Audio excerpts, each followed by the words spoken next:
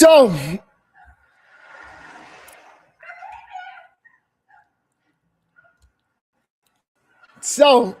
Trump is about to go live with some new announcement. Happy December 21st, well, 22nd. Today's Monday. In any case, my name is Noel here on Verbal on Life. Let's take a look at Trump with another announcement about what's going on in this great nation. I mean, hopefully he doesn't announce that we're going to war with Venezuela, but just hoping that he doesn't go that route. Because, you know, the man is to be feared. We all are scared of Trump. So, I mean, not us Americans. I'm talking about other countries. Other countries are scared of Trump. But yeah, again, I saw a comment somebody wrote Novu, and I'm assuming that I didn't pronounce my name correctly. My name is Noel. Give it a thumbs up. Let's take a look at Trump making another great announcement. All right, here we go. To shoot hypersonic missiles that can't be shot down. Sorry, guys. Gulf of America. I apologize. I have never misgendered anything. Oh, here comes Donald Trump. I'm sorry I misgendered the Gulf of America. I apologize. Please forgive me. We did do a red eye, so forgive me. The Gulf of America, the Gulf of America, the Gulf of America. I apologize. And here is Marco Rubio as well. All day, Trump coming through. So I want to wish everybody a big hello and Merry Christmas and welcome to Mar-a-Lago for this exciting announcement of the new Golden Fleet. We're calling it the Golden Fleet that we're building for the United States Navy. As you know, we're desperately in need of ships. Our ships some of them have gotten old and tired and obsolete, and we're going to go the exact opposite direction. We're delighted to be joined by Secretary of War Pete Hegseth, who's doing a fantastic job, and Secretary of the Navy, John Phelan.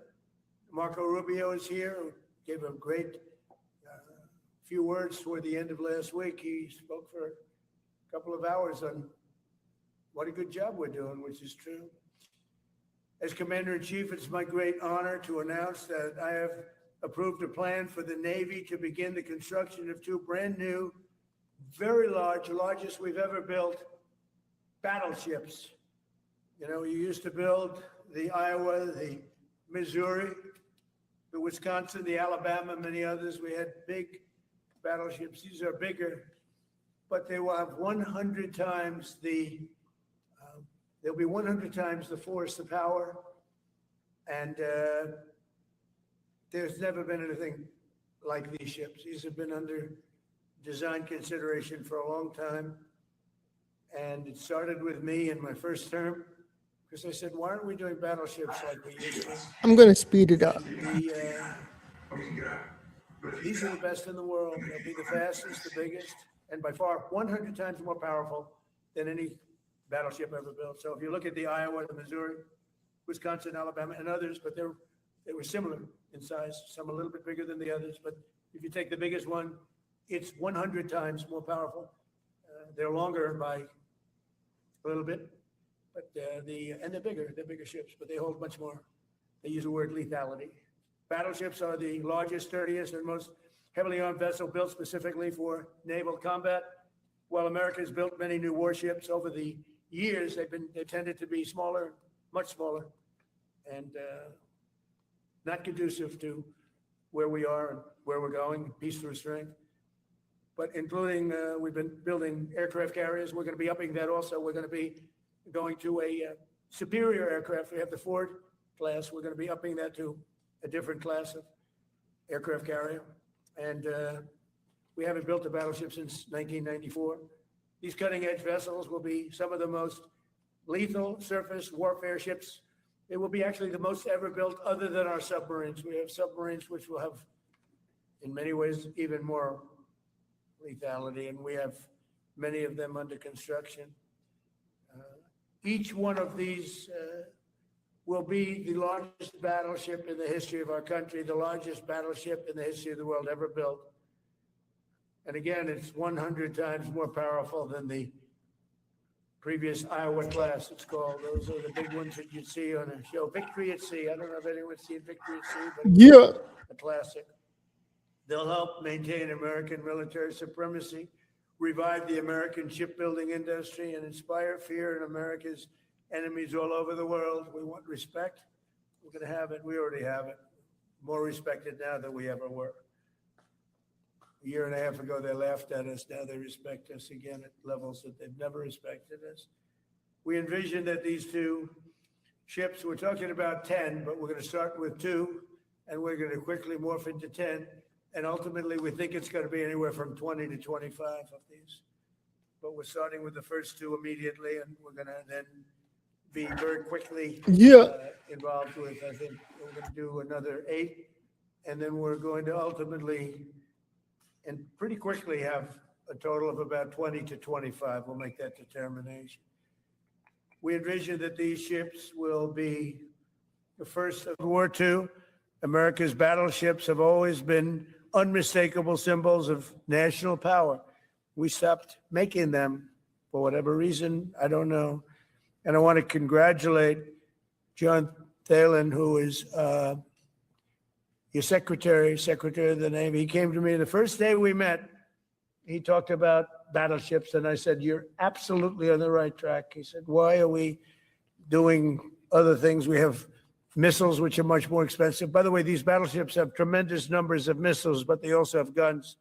And in many ways, guns can do the trick just as well as missiles at a tiny fraction of the cost.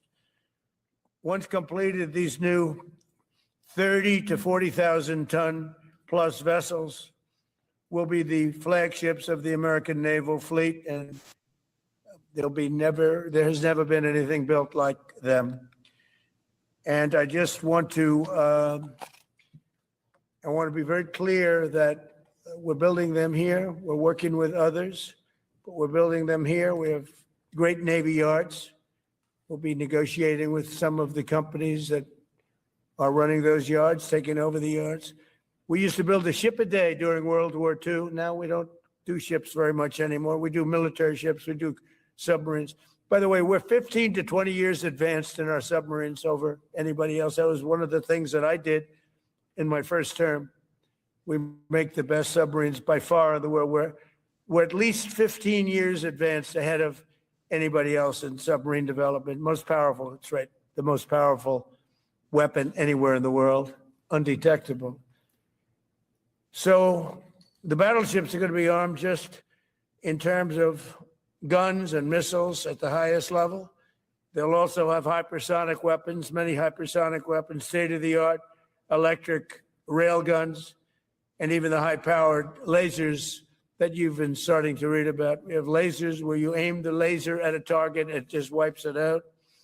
We're going to have, there'll be the most sophisticated lasers in the world, and the most sophisticated laser in the world will be on the battleships that we're building. They'll also carry the nuclear arms. She launched cruise missiles currently under development, which will be instituted pretty quickly, but they're under development and they've proven to be extremely lethal. The U.S. Navy will lead the design of these ships along with me, because I'm a very aesthetic person, alongside our partners in American industry. And we're going to have Pete Hegseth and Marco and a lot of very talented people involved, but a lot of it's already been done. We've been doing this for months.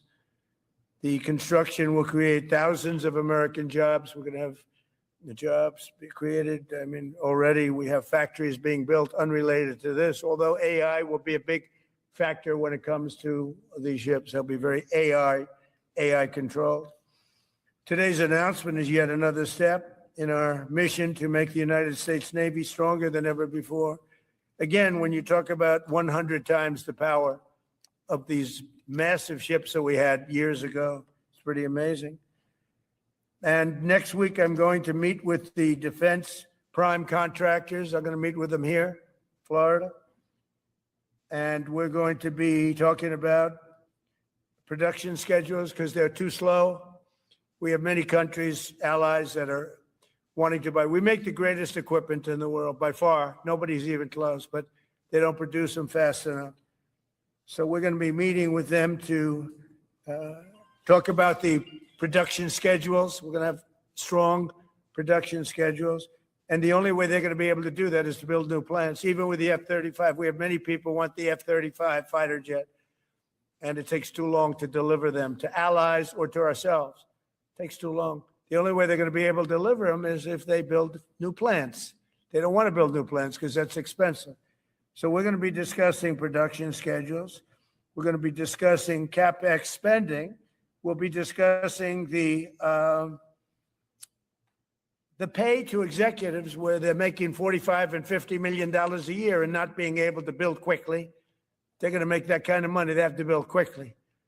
Again, we make the best equipment in the world, but they don't make them fast enough. And we're going to be also discussing dividends. We want the dividends to go into the creation of production facilities. So we'll be talking about all CapEx, dividends, and the pay. We're also going to be talking about buybacks. They spend so much money on buybacks. They want to buy back their stock.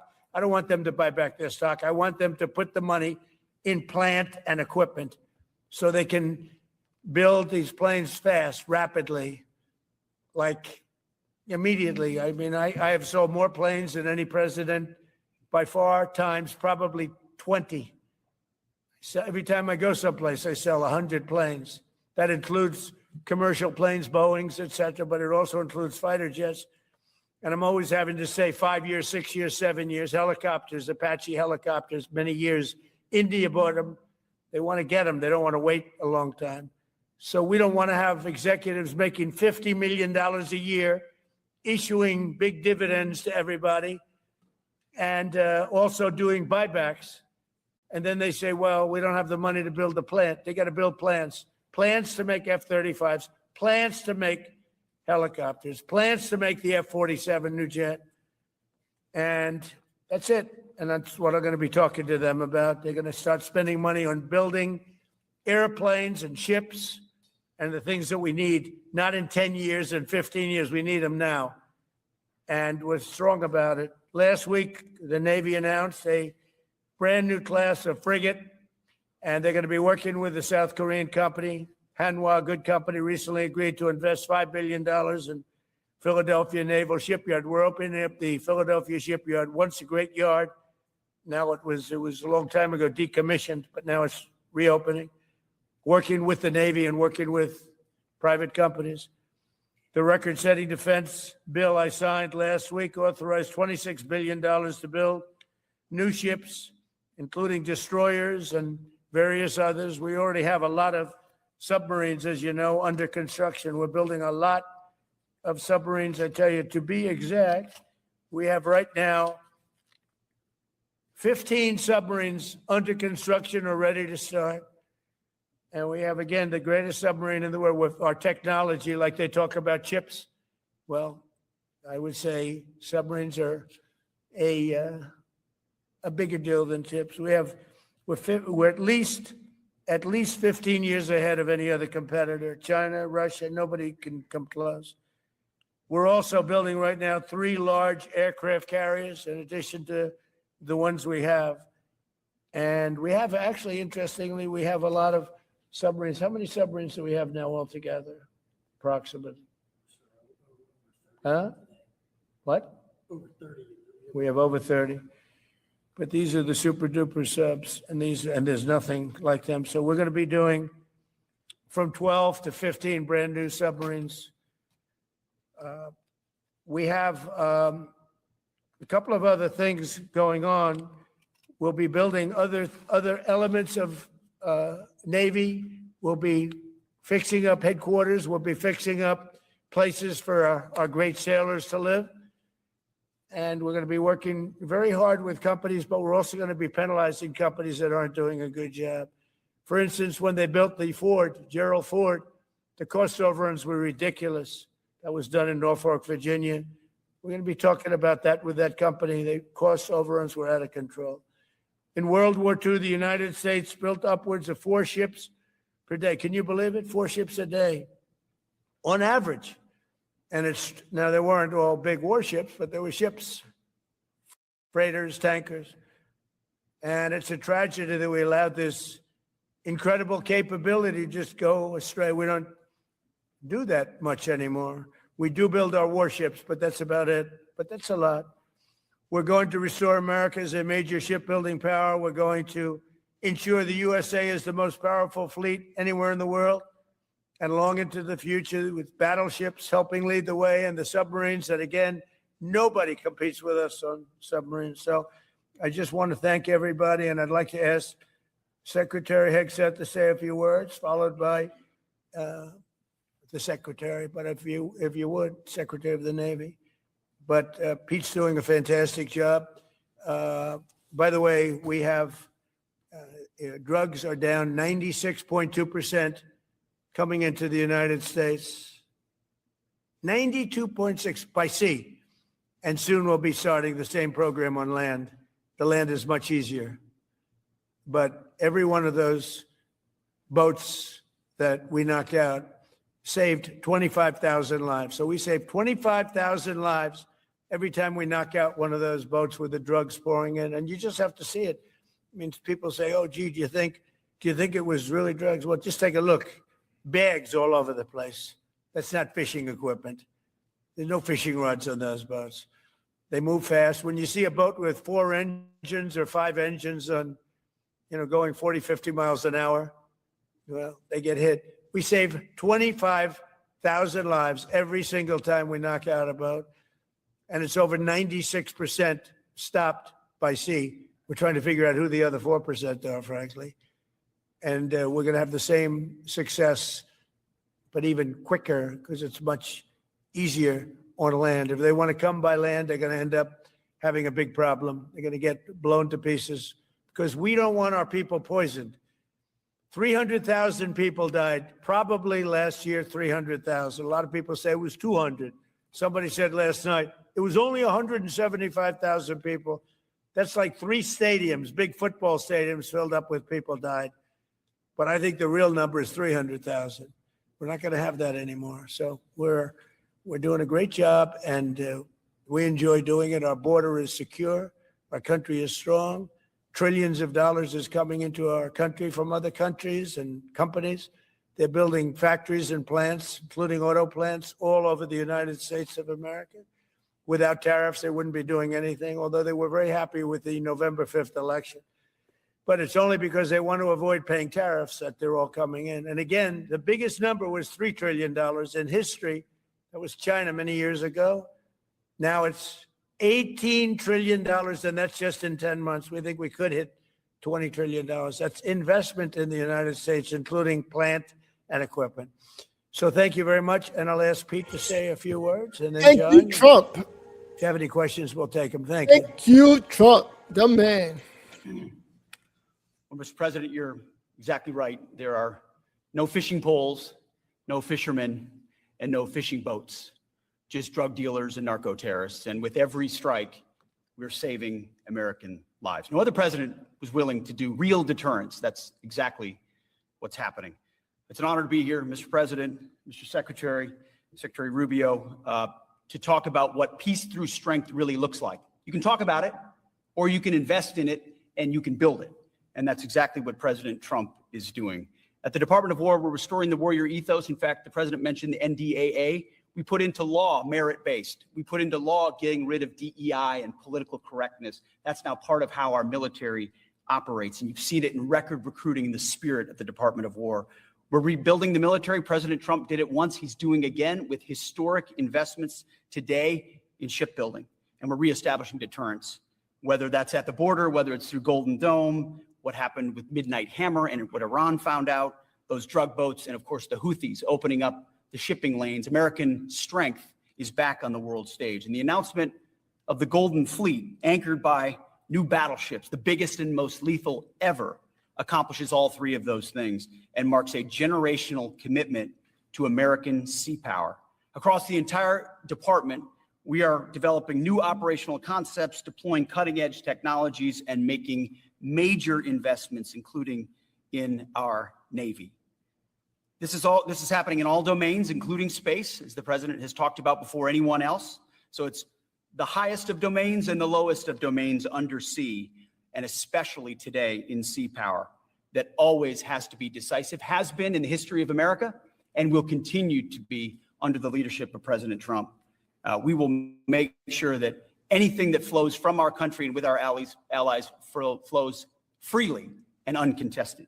New and better ships will provide that deterrent today and for generations to come. This new class, these new investments will be the types of things that for decades, for centuries, the American people will look back and thank President Trump for having the vision and the willingness to invest right now in capabilities we need today, tomorrow, and long into the future. So, Mr. President, thank you for this investment, and I'll hand it over now to the Navy Secretary.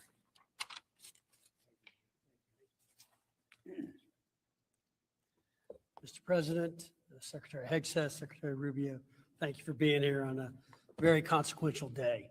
From my very first conversation with President Trump about serving as a Secretary of the Navy, he's talked about the great Iowa-class battleship and why America doesn't build ships anymore with that kind of offensive firepower that takes the fight to the enemy.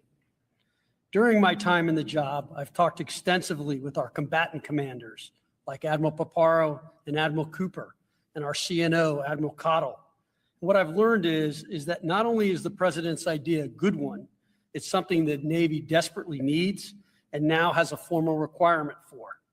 The future Trump-class battleship, the USS Defiant, will be the largest, deadliest, and most versatile and best-looking warship anywhere on the world's oceans.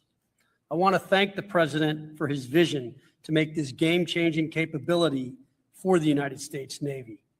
The Iowa was designed to go on the attack with the biggest guns, and that's exactly what will define the Trump-class battleships: offensive firepower from the biggest guns of our era.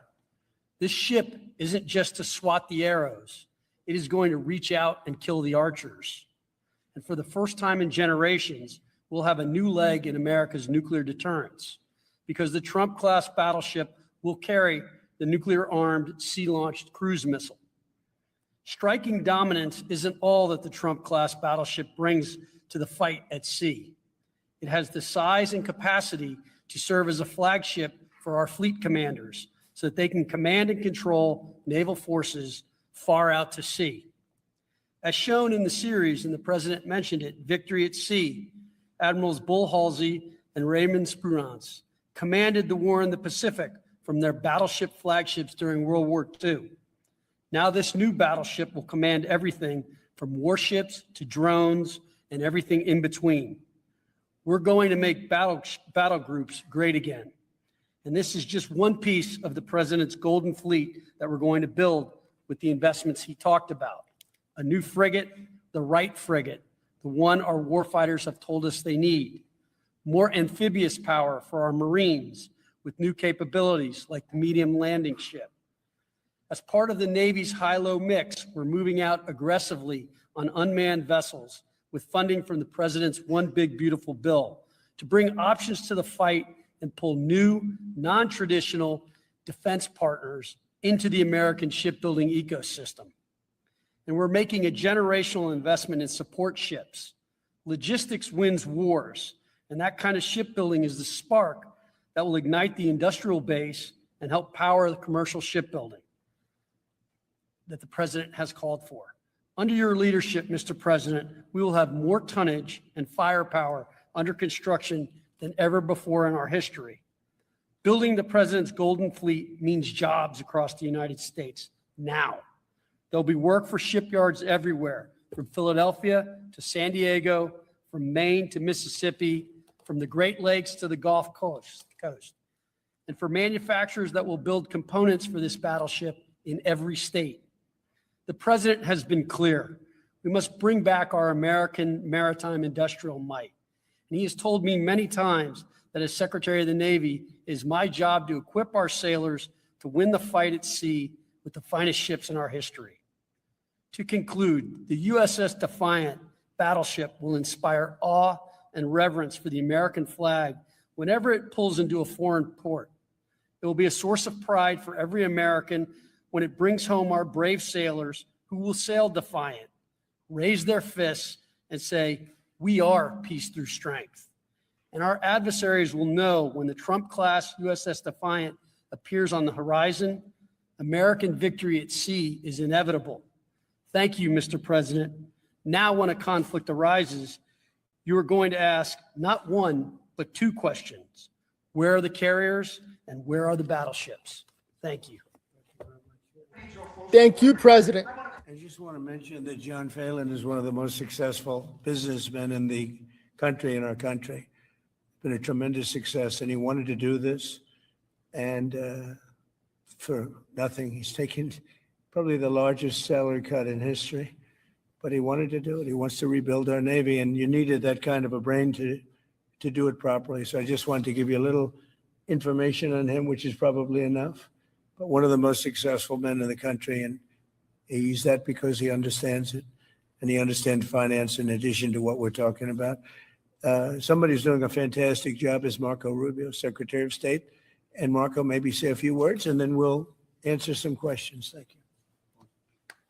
Thank you, Mr. President. And I don't have much to add. This is a phenomenal presentation. Thank you, Mr. President. This is American industrial power returning. This is the ability, once again, to rebuild, to have industry in the United States.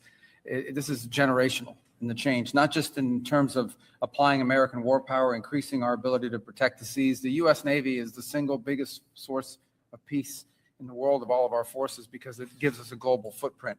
But it rebuilds American industrial capacity. The ability to make things again in our country has been critical to what the president's agenda has been all about, and this is a tangible reminder of it. And I know the country's grateful for it, and generations of Americans will be grateful for it. So thank you. Thank you, Marco. By the way, I think I'd just like to point out that these ships are made of steel as opposed to aluminum. It's a big difference, as you know. Battleships, the great battleships, at 6 and 7 inch steel hulls. And these are going to be likewise made out of very powerful steel. Our steel industry is coming back very strongly, by the way. It's coming back at record numbers. And we're going to be using them for the steel, but as opposed to an aluminum side, which in all fairness is not the same. So, John, we're going with all steel, I understand. And that's going to be something that people are surprised, more expensive, but not even comparable in terms of the importance and the strength. Yeah, please. Timetable for these first two ships, and do you see them as a counter to China? We're going to start almost immediately, and we'll probably talking about. All right, there you have it. Trump delivering the great news. The man is bringing on the heavy power. Oh, wait. Probably talking about 2.5 years. And in terms of the mission, do you see it as a counter to China? It's a counter to everybody. It's not China. We get along great with China. I have a great relationship with President Xi, and not China. It's just everybody. You don't know who comes along, but we just wanted peace through strength. Hopefully, we never have to use them, but there will never be anything built like these. Think of it. Those battleships are incredible. These have 100 times the power. Think of that. And they were big and they were powerful. You know, I thought about taking some that are in dry dock and changing them. And then when I said that, you know, if we did, would be about, we could increase, if we doubled them, they'd be at like just a tiny fraction of what one of these was. This is the new technology, which is incredible. So we decided pretty early on not to do that. Yeah, please. Mr. President, Fully Rosas with Most Peaceful Media. You just referenced the lower amount of illegal drugs that are coming by sea, and you just said that you're going to start that same program on land soon. Are you just referring to Venezuela, or are you referring to other countries in Latin America? Anywhere drugs are pouring in, anywhere, not just Venezuela. Yes. Speaking of Venezuela, oil. What are we going to do with the oil that we have? Going to do with what? The oil that has been seized. The United States seized 1.9 million barrels of oil on December 10th. We're going to keep it. We're keeping. Where's it going? Are we in the strategic? Maybe we'll sell it. Maybe we'll keep it. Maybe we'll use it in the strategic reserves. We're keeping it. We're keeping the ships also. Yeah, please. Clip that. About Venezuela, sir, have you spoken to American oil companies that have had their assets seized about what a post-Maduro Venezuela would mean for them, of what coming back and restarting all operations? the big ones, yeah. I have. Yeah, please. Why do you feel like this initiative was neglected for so many years? And does this come amidst the rising tensions between the U.S. and Venezuela? We're talking about with Venezuela? Yes. Well, you had a different kind of a president before me. They didn't mind being ripped off. They didn't mind being robbed. They didn't mind drugs pouring into our country. They didn't mind the jails of Venezuela and Trinidad being emptied into the U.S. where they take over Colorado and other places. I do mind. So you had a different kind of a president. I hope people are enjoying it because we've never been respected more than we are now. Yeah, please. Thank you. Thank you, Mr. President. Were you surprised by the number of photos of Bill Clinton and the Epstein files? And can you commit to their By full? what? No. Were you surprised by the number of photos of Bill Clinton and the Epstein files? And can you commit to their full release by the end of the year? Some of the victims were protesting that too many of them were redacted. I know there are a lot of people that are angry about all of the pictures of other people, but I think it's terrible. Look, I like Bill Clinton. I've always gotten along with Bill Clinton. I've been nice to him. He's been nice to me. We've always gotten along, respect him. I hate to see photos come out of him, but this is what the Democrats, mostly Democrats, and a couple of bad Republicans are asking for. So they give me their photos of me too. Everybody was friendly with this guy, either friendly or not friendly, but he was around. He was all over Palm Beach and other places. The head of Harvard was his best friend, Larry Summers. And Bill Clinton was a friend of his, but everybody was. I actually threw him out of Mar-a-Lago. And as a person that was in Mar-a-Lago, I threw him out. Mar-a-Lago, this is Mar-a-Lago. It's the hottest place I think it's the hottest place in the world, but it's the hottest place in Florida. And everybody would come here. He'd come here. We actually threw him out. But no, I don't like the pictures of Bill Clinton being shown. I don't like the pictures of other people being shown. I think it's a terrible thing. I think Bill Clinton's a big boy. He can handle it. But you probably have pictures being exposed of other people that innocently met Jeffrey Epstein years ago, many years ago. And they're highly respected bankers and lawyers and others. And they'll end up, because of guys like Massey, who's a real lowlife, his polls are down to about 9%, by the way, in the great state of Kentucky. If you look at Kentucky, Kentucky is such a great place, but I don't know, they've got a couple of people on there that are very strange in terms of leadership, but Massey's a loser, and he likes it, and then he works with the Democrats. He's just being used by the Democrats, because what this whole thing is with Epstein is a way of trying to deflect from the tremendous success that the Republican Party has. Like, for instance, today we're building the biggest ships in the world, most powerful ships in the world, and they're asking me questions about Jeffrey Epstein. I thought that was finished. I believe they gave over 100,000 pages of documents. And there is tremendous backlash. It's an interesting question, because a lot of people are very angry that pictures are being released of other people that really had nothing to do with Epstein, but they're in a picture with him because he was in a party, and you ruin a reputation of somebody. So a lot of people are very angry that this continues. A lot of Republicans are angry because of the fact that it's just used to deflect against a tremendous success. Look, we have $18 trillion coming into our country. We have, I believe, we're going to have the most successful economy in history. We inherited a mess. Now prices are coming way down. Gasoline is less than $2 in some states, $1.99, $1.97, $1.95 a gallon. $1.95. Think of that. A gallon. Nobody ever thought they'd see that. They don't want to talk about that. They want to talk about Epstein. And the problem is a lot of Democrats are being caught up in the web, like Larry Summers. Larry Summers was the head of Harvard. He's now been forced to resign from every board he's on, and he was thrown off the Harvard board. And he was at Epstein's Island a lot. I wasn't. I never went there, by the way. But fortunately, it's nice. But I never went there. But a lot of people did go there. But instead of talking about the battleships, or instead of talking about most favored nations drugs, we're bringing down drug prices like at a level that has never even been thought of, by thousands.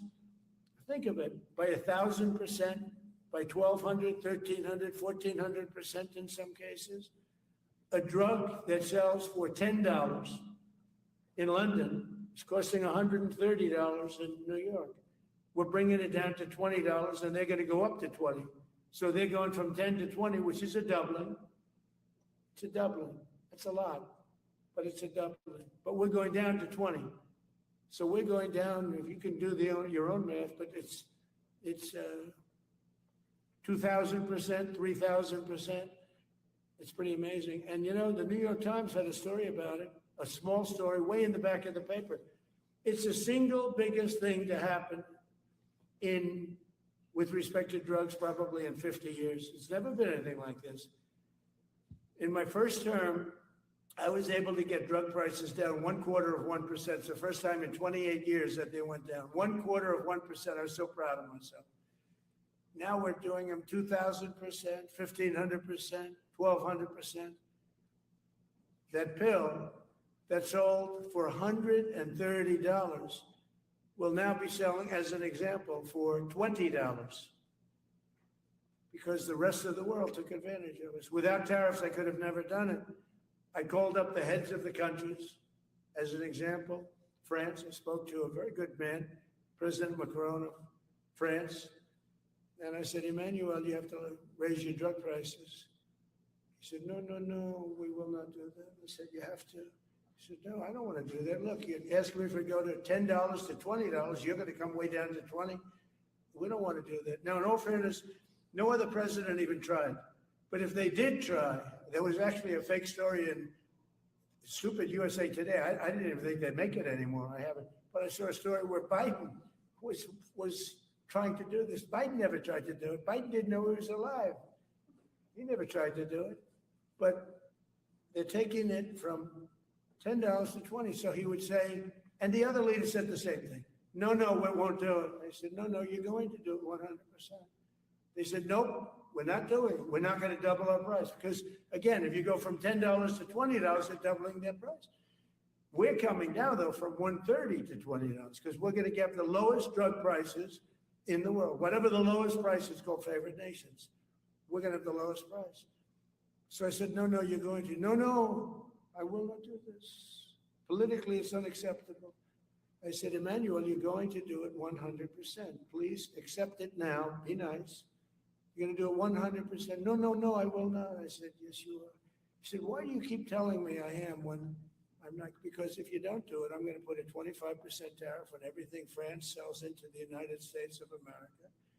And that's approximately 20 times more than I'm asking for with respect to drug prices. He said, I see. I agree to do it. Every other country said the exact same thing. They all said, no, I will not do it. I said, all right, on Monday morning, you'll have the 25% tariff, everything you sell. In the case of France, it was wine, champagne, cars, everything they sell. It's 25 to 30 times the price of what we're talking at 25%. Every single country agreed. And that was the big problem. The drug companies were difficult, but fine, because we have a certain control over the drug companies. We had no control over these foreign nations. So every single country has agreed to do this. So we will take that pill price down as an example, talking about not just pills, we're talking about everything. We'll take it down from $130 a pill down to $20 a pill. And the rest of the world will take it from $10 a pill up to $20. It's the biggest thing ever to happen, and it's covered, barely covered in the New York Times because it's a fake newspaper. Yeah. Mr. President, on shipbuilding, how is the administration plan to ensure that there's sufficient workforce availability as you're producing these ships? Could you speak up? How does the administration plan to ensure there is sufficient workforce availability as you're producing these ships? We're going to have tremendous workforce availability. We're also going to have robots helping us. We're going to have a lot of robots helping us because we need it. And because we're going to town, we're building a lot between the AI and the auto plants. So we're going to need robots. We're going to have robots, but that's going to help us. We're going to have a tremendous workforce. And in order to operate, you're always going to need people. You know, you can have robots, but you're going to have to get somebody to start those robots, and you're going to have to improve the robots. But we're going to have robotic factories plus manpower. So we're going to have enough. We're going to need the help of robots and other forms of, I guess you could say, employment. We're going to be employing a lot of artificial things, but the beauty is we're going to have more jobs than we've ever had. Just so you know, a number came out the other day. We have more jobs right now in the United States. More people are working right now in the United States than at any time in the history of our country. Think of that. Pretty amazing. So we'll have the help of, mechanical help, if you want to call it that, but we'll have tremendous employment. They'll be paid a lot of money. They'll do better than they ever did. Okay? Mr. President, some may have been expecting a different kind of announcement today, hearing your Secretary of War and Secretary of State here. You mentioned strikes on land in Venezuela more than 15 times, even now, just in your recent remarks. Why should Maduro take your threats seriously? And He can do whatever he wants. what's your end game? Maduro? What's your end game? There's no answer. He can do whatever he wants. I mean, we have a massive armada formed, the biggest we've ever had, and by far the biggest we've ever had in South America. He can do whatever he wants. It's all right. Whatever he wants to do. If he wants to do something, if he plays tough, it'll be the last time he's ever able to play tough. But they sent their prisoners into us. They sent people from jails, prisons. They sent people from mental institutions and insane asylums into the United States. Just walked right in because Biden had an open border policy. What the Biden administration did to our country can never be forgotten. They took in millions and millions, 25 million people over the course of 4 years. Many of those people were murderers and drug dealers, prisoners, rough prisoners, 11,888 murders. More than half of them killed more than one person. They came into our country. Now, I spoke to Christine Noem today. I spoke to Tom Homan today. He came down to see me. And we had a great meeting. They've done an amazing job. We're getting them out. We're getting them out very fast. But this should have never happened. But Venezuela took advantage of the open borders that Biden created more than any other country. Tren de Aragua, we had gangs all over. Look, I mean, you have a very weak governor in Colorado. Look what happened in Colorado where they would occupy apartment houses. And he didn't want to do anything about it because he was scared. Any other questions? Yeah, go ahead, please. So in response to the United States taking sanctioned oil from Venezuela, Colombian President Gustavo Petro criticized the United States by saying, well, the Southwest is stolen land and that it should be returned to Latin America. I just wanted to know what your response to that is. Well, he has to watch because, he's got drug factories. They make cocaine in Colombia. And he's no friend of the United States. He's very bad guy. And he's got to watch his ass because he makes cocaine and they send it into the United States of America from Colombia. We love the Colombian people. I love the Colombian people. They're great people, energetic, smart, great. But their new leader is a troublemaker. And he better watch it. He better close up those cocaine factories. They have at least 3 major cocaine factories. We know where they are. He better close them up fast, yeah. By the way, it's made and sold into the United States. Comes through Mexico. Thank you, sir. You've named Governor Landry to be new special envoy to Greenland. How do you, what do you see that role entailing? And is it still your intention that Well, he Greenland called become me part of and, the US? he viewed Louisiana, the Louisiana Purchase. He said, I'm governor of Louisiana. And he said, I didn't call him, he called me. He's very proactive. He's a great guy. He's a deal guy. He's a deal maker type guy. And we need it for national protection. We need Greenland for national protection. They have a very small population. And I don't know, they say Denmark, but Denmark has spent no money. They have no military protection. They say that Denmark was there 300 years ago or something with a boat. Well, we were there with boats too, I'm sure. So we'll have to work it all out. But he felt very strongly, we need it for we need Greenland for national security. Not for minerals. We have so many sites for minerals and oil and everything. We have more oil than any other country in the world. We need Greenland for national security. And if you take a look at Greenland, you look up and down the coast, you have Russian and Chinese ships all over the place. We need it for national security. We have to have it. And he wanted to lead the charge. So we're making him, Marco, today, a special envoy to Greenland. Greenland's a big deal. Yeah. Can you give an update on the talks that took place this past weekend, and could a trilateral discussion of sort be the next step for Ukrainian, U.S. and Russian So the delegations? talks in Ukraine, Russia are going along. They lost, as you know, 27,000 soldiers last month, mostly soldiers, some people. some people in Kiev, etc., but mostly soldiers. And the talks are going along. And I say that, there's tremendous hatred between these two leaders, between President Putin, President Zelensky, tremendous hatred. And I hope we can get it done. We are talking, talks are going okay. But, I've solved 8 wars, and Thailand is starting to ship up. They started with Cambodia, they started up again. But I think, Marco, we have that in pretty good shape to have that stopped. So we stopped 8 wars. And I thought this would be in the middle of the pack, but maybe easy, but in the middle of the pack. But there's a lot of hatred between those two people. And when there's hatred, but we stopped one war 38 years, one war 35 years, one war was going on for 32 years. And we stopped, think of it, we stopped a potential nuclear war between Pakistan and India. And the head of Pakistan, highly respected general, he's a field marshal. And also the prime minister of Pakistan said, President Trump saved 10 million lives, maybe more, by getting that war.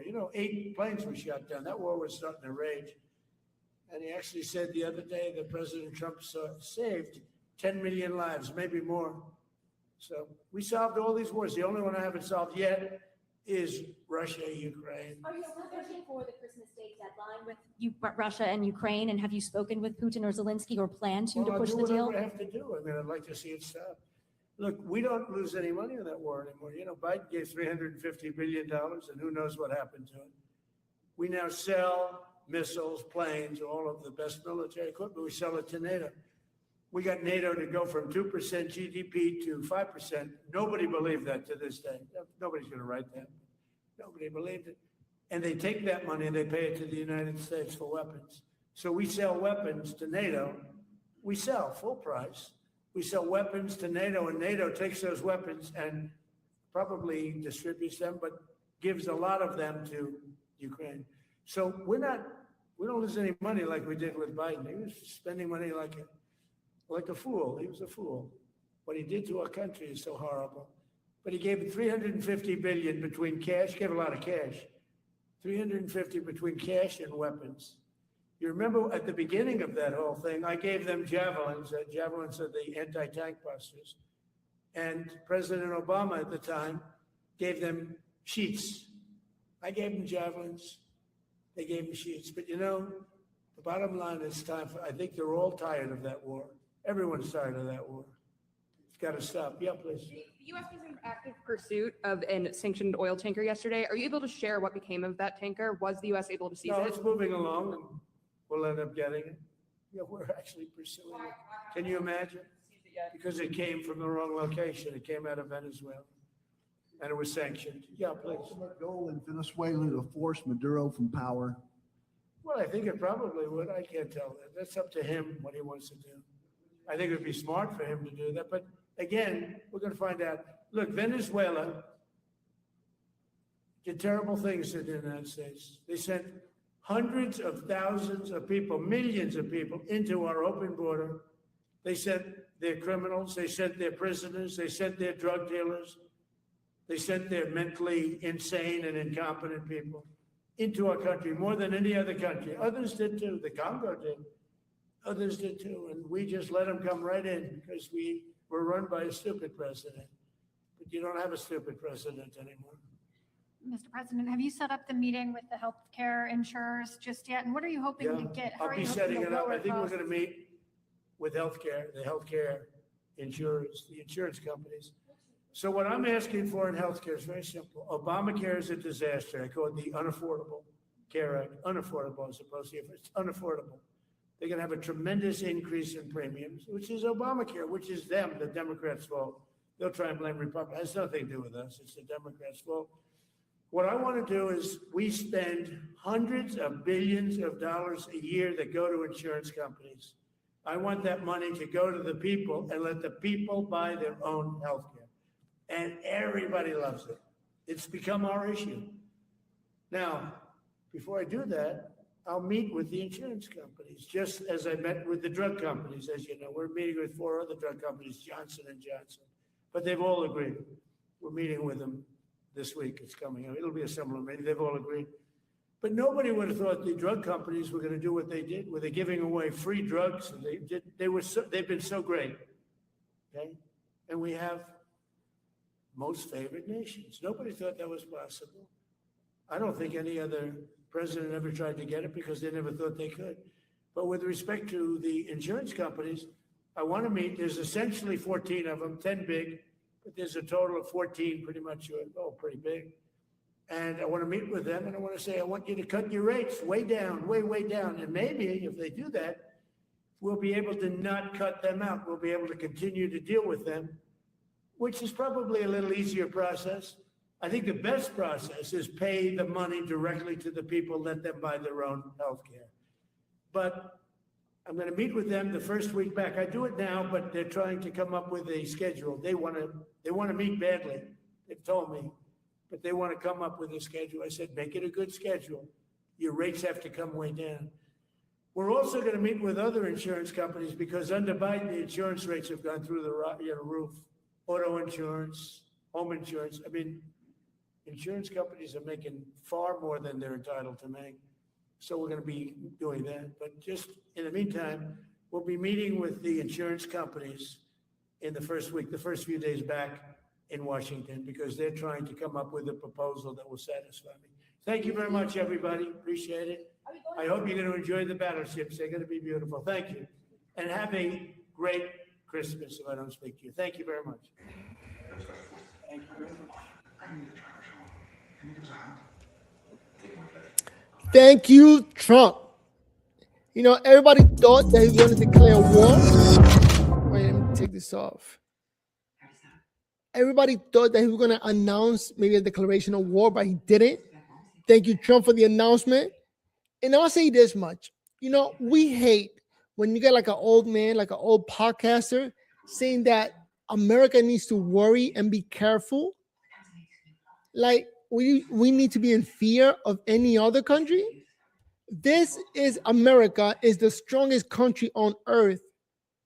Why would anybody put fear in us? So what he's doing in Venezuela, why should we be worried? Venezuela should be worried.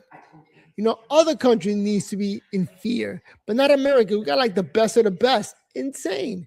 So any podcast out there saying that we need to watch out because they might just hit us with something, ain't nobody touching America. Period. But what do you think? Give this video a thumbs up. Give it a like. And again, my name is Noel. Over here, just expressing myself and putting it out there that now that we got Trump in power, there is no fear. Other countries need to fear America. And be careful how they move and how they talk. Don't let America come down on them. What do you think? Comment down below. I'm over here to be verbal on live. I'm trying to express myself. Thank you so much for all of you who commented on my last video. And we're moving on up. With that said, see you in the next video. Peace. Clip that. All right.